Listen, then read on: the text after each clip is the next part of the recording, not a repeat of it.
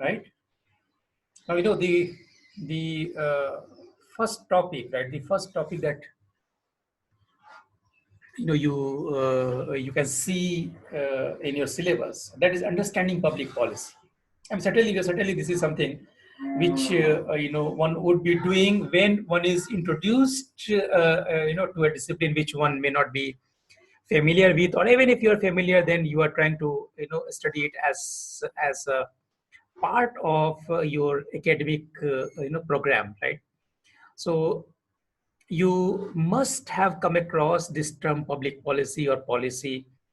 So the foreign policy of Modi government, for instance, or defense policy, or healthcare policy, right? Or the justice delivery system, which would be developed as part of the policy of the Ministry of Justice, for instance, right?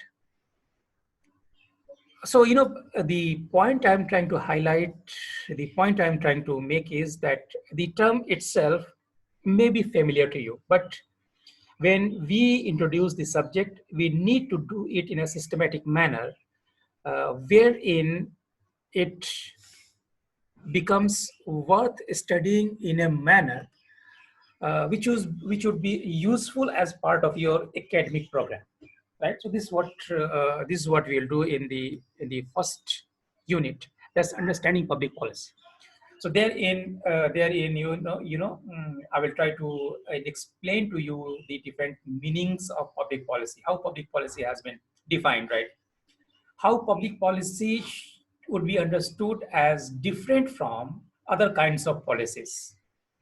Let's see, policy is something which may exist at the level of the individual, right? I mean, don't you, develop your own policy? Right? I have made it a policy, is it not?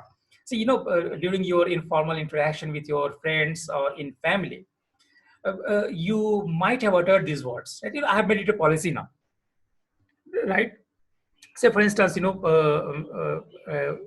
your daily routine in studies, uh, in which you follow a particular way to deal with your subjects, to deal with your studies. So that is where you would come and say that this is how I have decided to carry on my studies, and now I have made it a policy, right? Policy may exist even at the level of the groups. Policies may exist in private enterprises. Policies may be part of the MNCs, right? But how public policy is distinct and different from these policies which I am mentioning, these policies which I am referring to, right? So that is where understanding the meaning of public policy would be important for us. And this meaning would be understood with reference to the ideas and explanations which we get in textbooks and by different authors and scholars. So that's where it is also connected to the nature and scope of the discipline, right? Meaning that the various kinds of policies which I was referring to, may be formal or informal, would not be the subject matter of our course. So that is where we draw a line wherein you would confine our discussions with respect to certain areas, and that is what would be the scope of this particular subject, this particular course, right? So that's where we would be dealing with public policy only, not other kinds of policies. So this is one area which I have demarcated, right? Again, the point I was trying to make earlier, that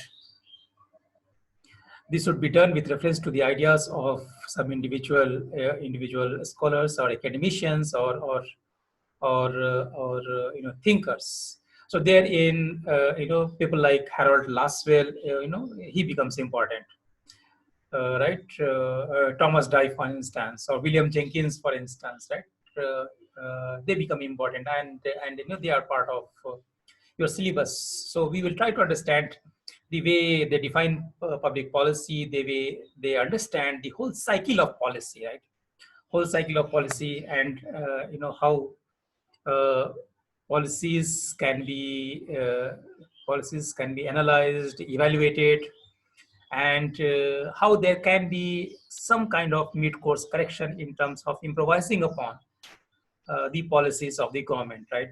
See, time and again, I would be referring to state and government primarily because this has got some specific connection with the way we would understand public policy, right?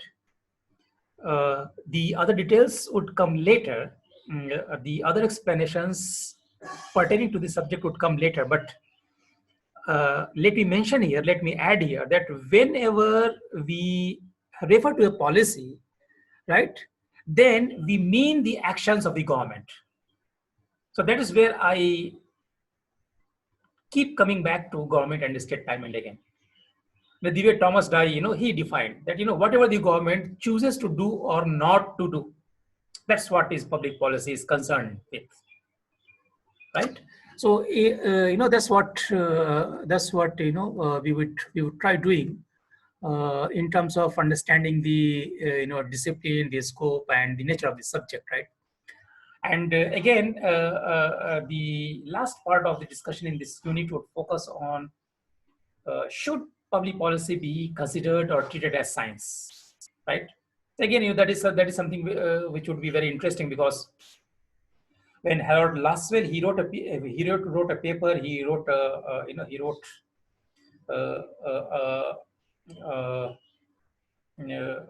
research paper rather in 1950s.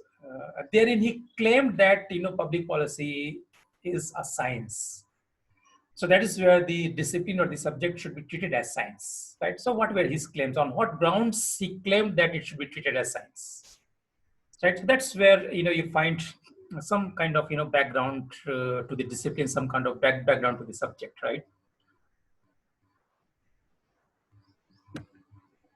Then next, we would come to the theoretical approaches, right?